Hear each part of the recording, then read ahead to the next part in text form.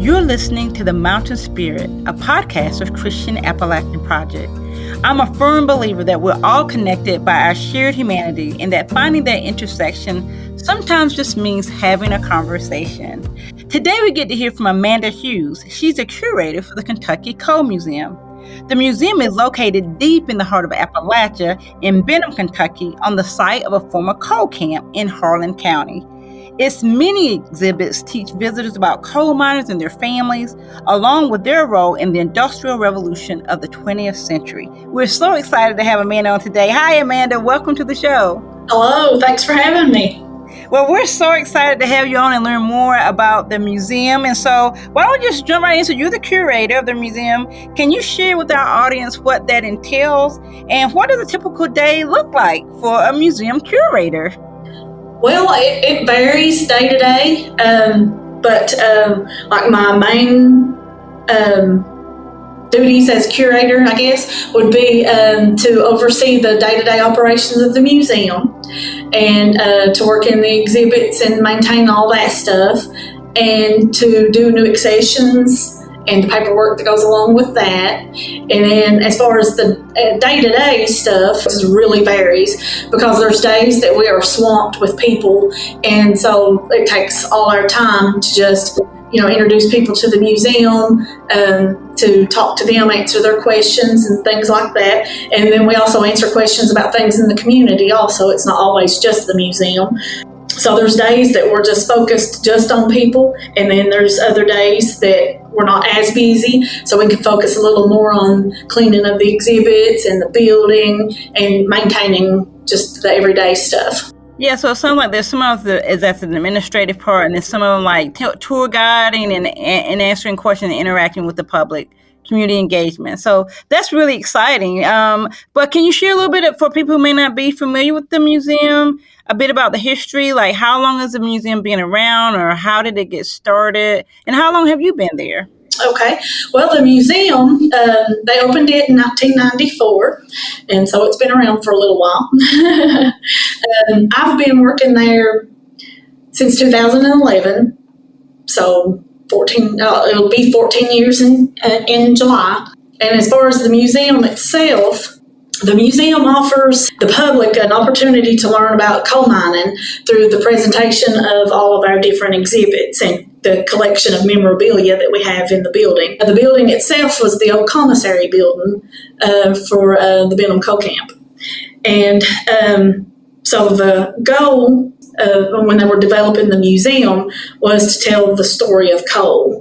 It is a story of the coal in Kentucky and story of thousands of workers, most of who came from the deep South and Eastern Europe to escape poverty and build a better life for their families. Their stories are told at the museum, perhaps better there than anywhere else.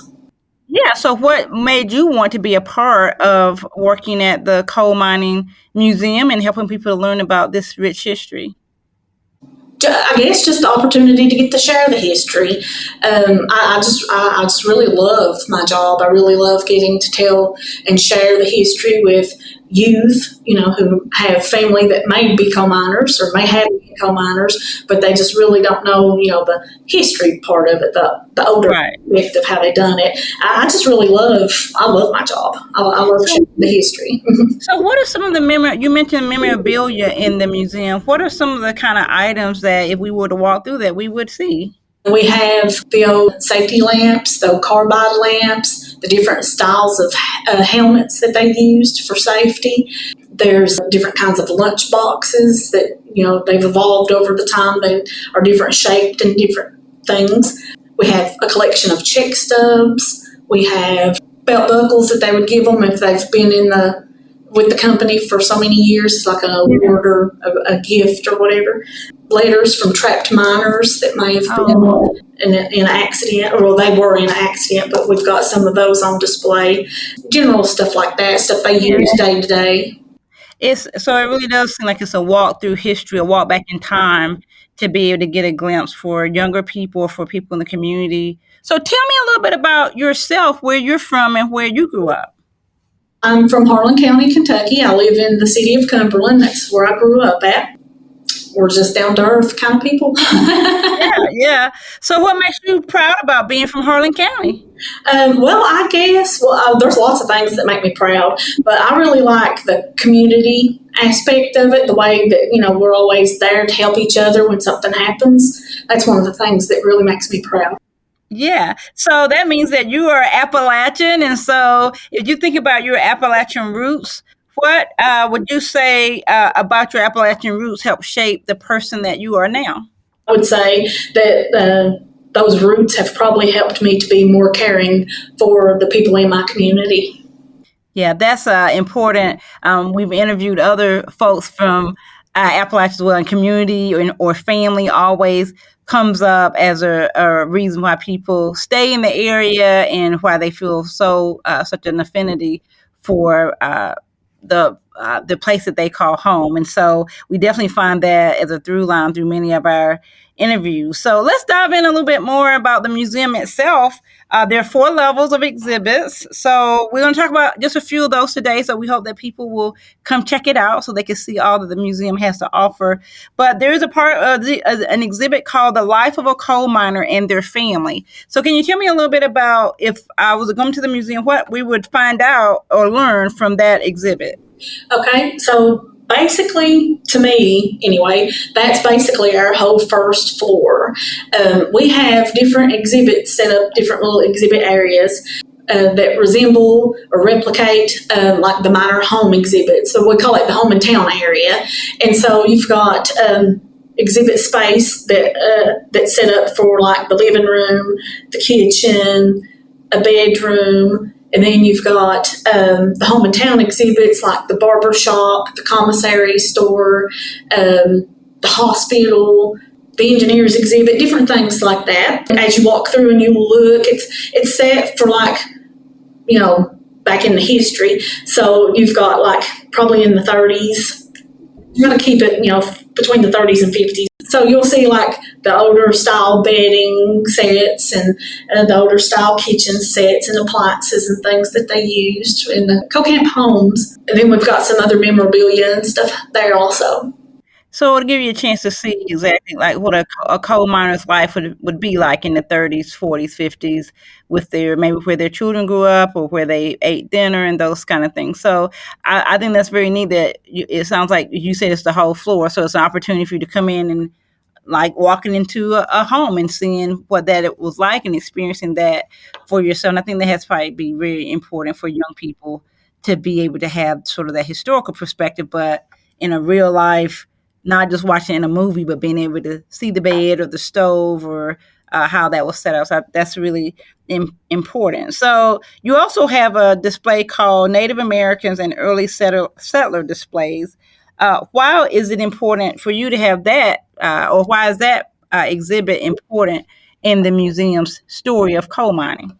It's because they are the ones who, originally came in and settled in the area. So it's all about history.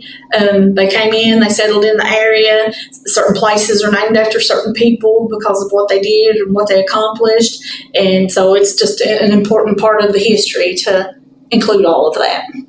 So I think that's very neat to talk about not only the coal miners and their families, but the history of the area and helping educate the community and tying those pieces together. So it sounds like a very exciting museum and a lot of things that people can learn. So you already mentioned coal camps at the homes and the commissary and different things like that. So for people who may not be familiar with what a coal camp is, can you explain what was a coal camp and what daily life may have been like for a man that was working in a coal camp? And then we'll break it down to some other members of the family. But let's start with the man of the home, the father. What was that? What was a coal camp? And then what would have been like for him working in that period? Okay, so a coal camp was basically a community built by the mines for that specific company. If you didn't work for that company, then you couldn't work in that area. I mean, you couldn't live in that area. They had everything that you needed. They built the homes, they had schools, churches, hospitals.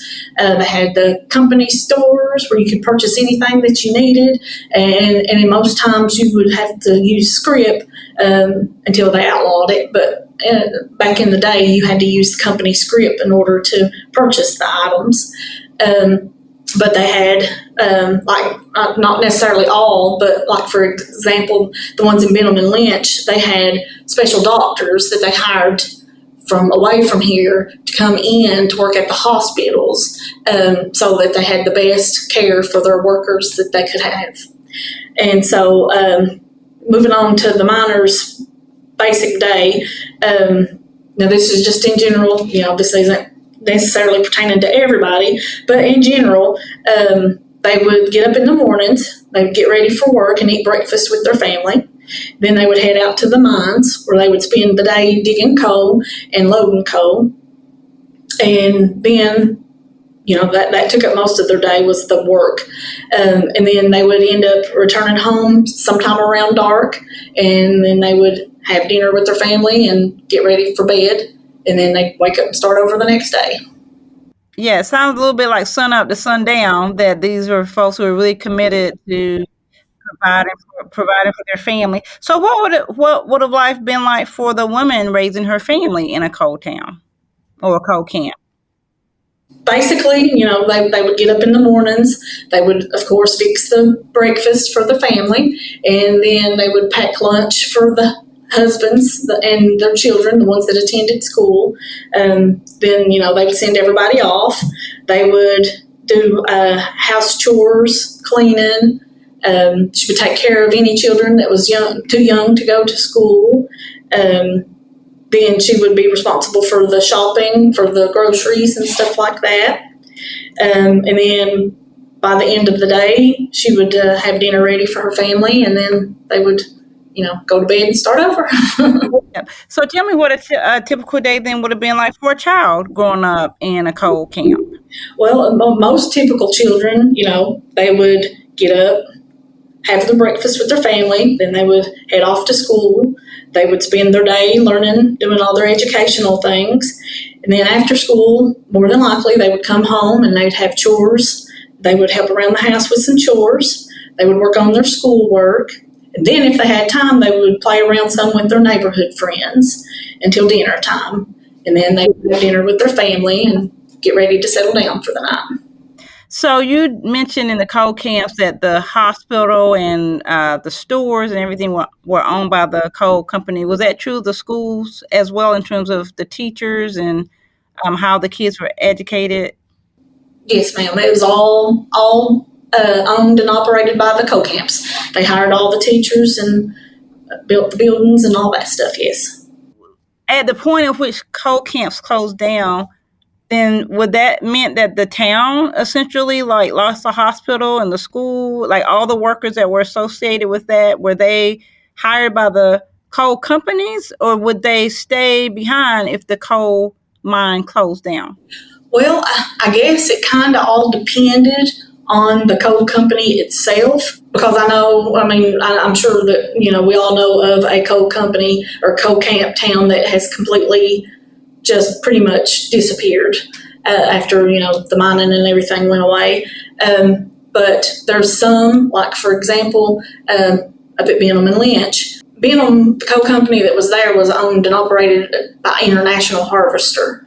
And so when they got ready to move out, they started, they sold the houses to the miners that were actually living in those houses at the time. And so they done that. They incorporated the little town of Benham, and then they gave the buildings and stuff to the town of Benham, so they were able to keep the school buildings, the hospital buildings, all the main buildings. Most of them still there. They were able to just give those or sell those to the city, and so the city took care of them in different aspects, like when the school systems and stuff got going, they would move in and do things with them. I guess it just depended on the coal camp, the coal company, which direction they went with it. Yeah, so for people who may have missed the introduction, the Kentucky Coal Museum is located in Benham, the city you just referenced, and the company that owned that coal camp. So if people want to see where that coal camp was, Benham is still there, as you just mentioned, was able to come through that and be incorporated as a city, and now the museum is there. And so not only do you get to come inside the museum and see the history that is there, the community itself was a part of that history, and that's pretty exciting that they were able to survive and keep their history going to teach future generations as well. Stay tuned. We'll be right back. 3,204,335 people in Kentucky live in a community that does not have enough mental health professionals. Counselors from CAP's Family Life Counseling Services are here to stand in these gaps for Appalachian communities. You are not alone, and help is available. To learn more about CAP's Family Life Counseling Services, visit our website at christianapp.org/mental health. That's christianapp.org/mental health. If you or someone you love needs immediate help, please dial 988. So another part, or one of the exhibits you have, is called Coal Camps as Multicultural Places. So what's included in that exhibit, and why was that important to have in the museum?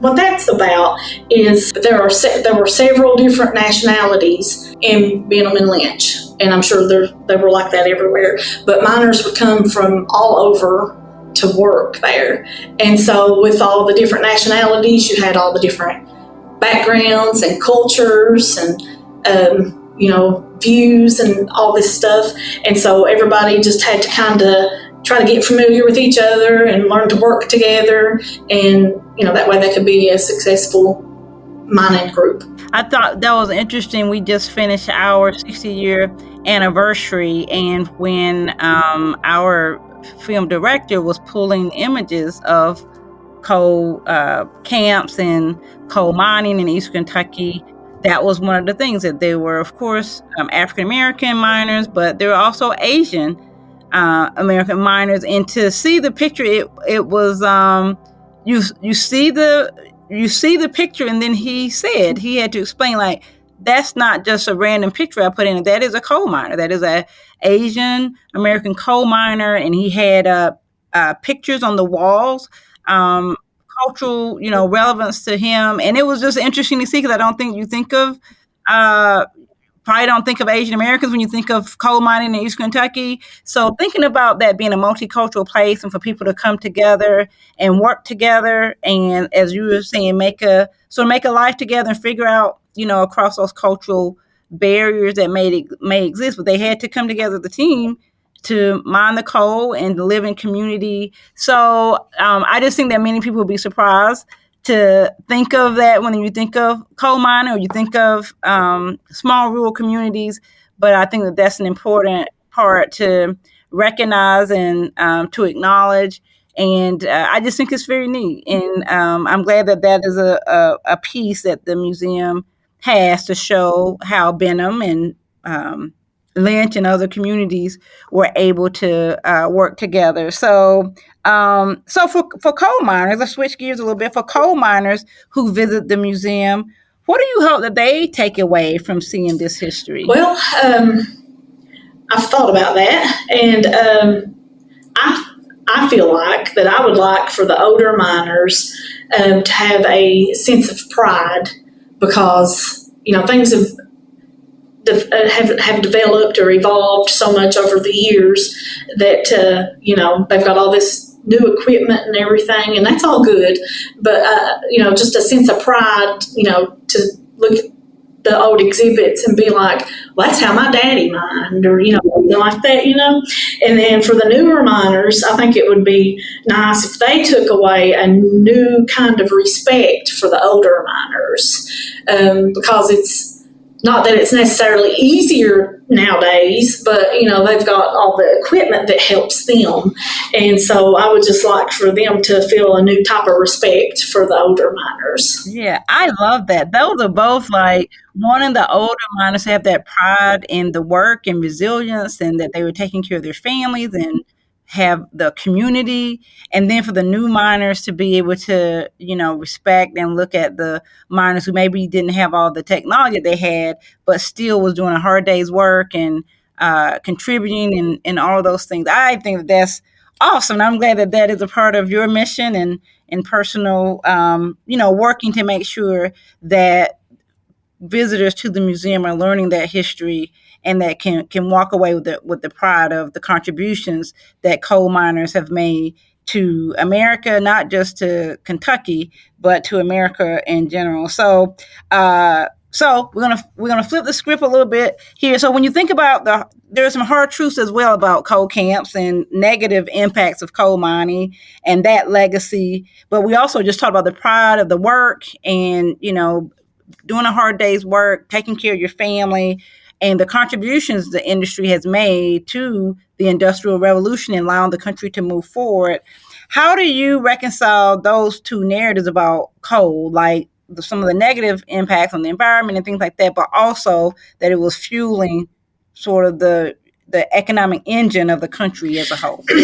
Well, that is a very thoughtful and important question, and it really hits the heart of and it hits at the heart of complicated and deeply personal stories for a lot of people in Kentucky, especially in the eastern part of the state. On one hand, coal mining has undeniably shaped the region, economically, culturally, and socially.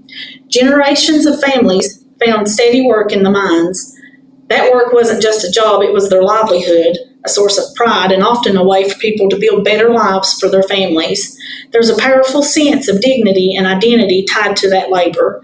Miners were known for being tough, dependable, and close-knit, and there's a legacy of resilience that still echoes in the communities today. But the other side of that story is also real. The environmental impact, the long-term health effects like black lung, and then the boom and bust economy that left many towns struggling when the industry declined. And then the land itself, so central to the Appalachian identity, was often damaged in ways that are hard to reverse. And they are things that people live with every day. It's hard to reconcile those truths, but we can hold space for both. We acknowledge the sacrifice and strength that built entire communities while also being honest about the cost and asking, where do we go from here? This is coal country, but it's more than that. We see communities focused on economic diversification, environmental restoration, education, and renewable energy. It's about legacy and transition. Pride in the past, yes, but also power in the possibility of a different kind of future. I love that. I love it. So when we talk about that of looking, like honoring the past, like I mentioned, we had just celebrated our 60-year anniversary, and that was one of the things we wanted to honor our past and the legacy of our founder, and also celebrate the people who are currently here and the work that we're doing, but also giving space for the evolution of the organization and how we're moving forward and looking towards that future. And it sounds like you're able to put all of those things together of recognizing that there's a history there, but there's also the current community of Benham that we just talked about in Harlan County and Eastern Kentucky, but also there's a future. There's a future for the next generation, for families that are being raised there. And so I just thought that was just a very thoughtful answer and appreciate that. So, which leads me to my next question, which what are you most proud of in your work and the work that you do at the Kentucky Coal Museum? Well, I go back to what I'd said earlier about sharing the history with the young people, with anybody in general. But there's just something about the expression on somebody's face when they realize how hard the struggle and hard work that their families went through. Yeah, that's important. And I hope that we get a chance to come by the museum. So for people who don't know what your hours are, Where can they find it? What's your address? When is the museum open so that people could come by and they can have that experience too? Well, the museum is located in Benham, and that is at 231 Main Street in Benham, Kentucky. And our hours of operation are Tuesday through Saturday from 10 a.m. till 5 p.m. So, believe it or not, our time has flown by, as it always does. We always ask this question of our guests on the podcast. The mission statement of Christian Appalachian Project is building hope, transforming lives, and sharing Christ's love through service in Appalachia. Hope, transformation, love, and service. Which one resonates with you the most when you think of Appalachia? I can't pick just one. I can't do it. I can't pick just one. Yeah, why is that? I just see them all. Yeah. Can you tell me a little bit more? How do you see hope in Appalachia? With our young people. And what about transformation? The transformation as we grow to be ready for that next future. Yep, that makes sense. And then what about love? I see love everywhere. And you talked about that earlier about community. So you see love everywhere. I'm sorry, I didn't mean to cut you off. You said you see love everywhere. Yeah, and just in people and places, just the community in general. And then what about service? That would go back to how everybody's always willing to help everybody or somebody in need. Amanda, we thank you so much for your time today, sharing with us about the museum and the history of the coal camps and the service that you all are providing to the community. Thank you so much for being on the show today. Thank you. Our guest today has been Amanda Hughes, curator for the Kentucky Coal Museum. We hope you've enjoyed this show and will check out next week's episode. Tell your friends to check us out too. You can follow the work of Christian Appalachian Project on all social media channels. You can also find the podcast at wearecap.org/podcast or wherever you get your favorite podcasts. If you like the show, please take a moment to leave us a review. We surely appreciate it, and be sure to subscribe so that you never miss a new episode. We'll see you next week.